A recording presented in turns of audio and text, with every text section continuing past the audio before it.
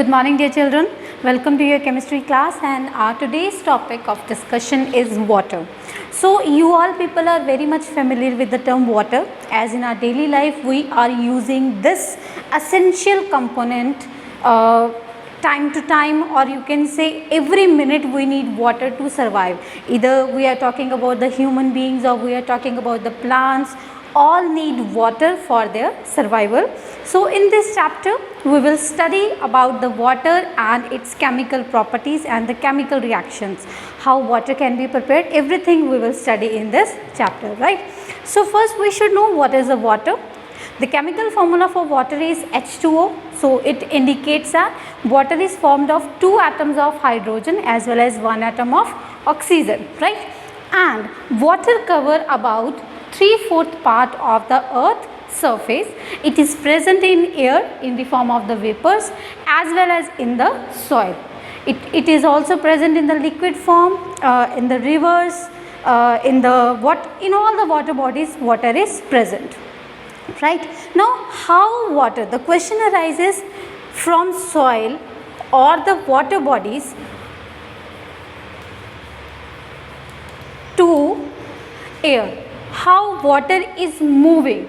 So this we can understand by learning water cycle, and now I will tell you what is water cycle.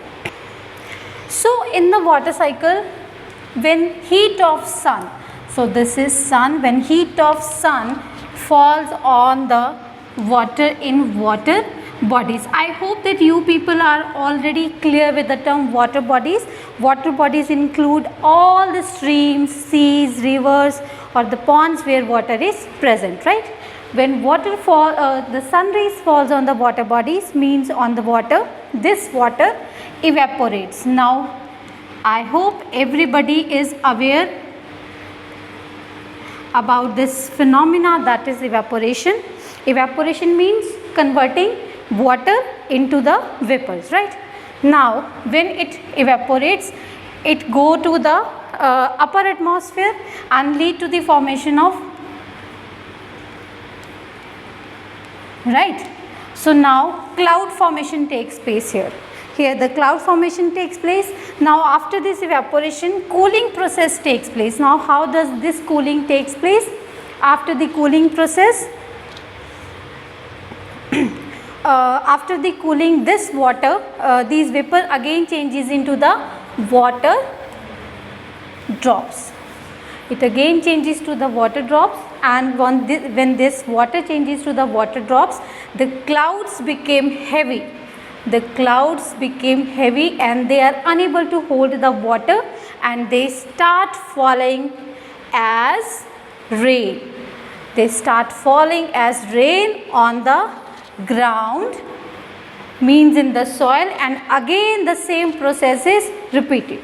This process is repeated and this whole process is called water cycle.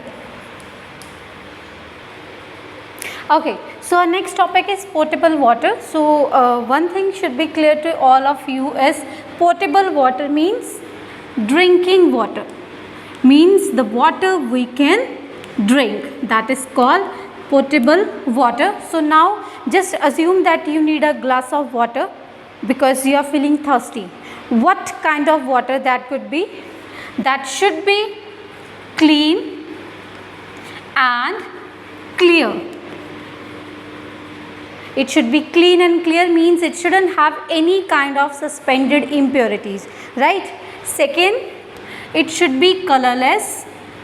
As we all know that pure water is always colorless. If it is having some kind of color, means it is not fit to drink, right? So next is, it should be tasteless. As we know that water is always tasteless. If it is having some kind of taste, so this means that this water is also not fit for drinking, right? So this water should be free from any kind of germs and bacteria. It should be free from any kind of germs and bacteria.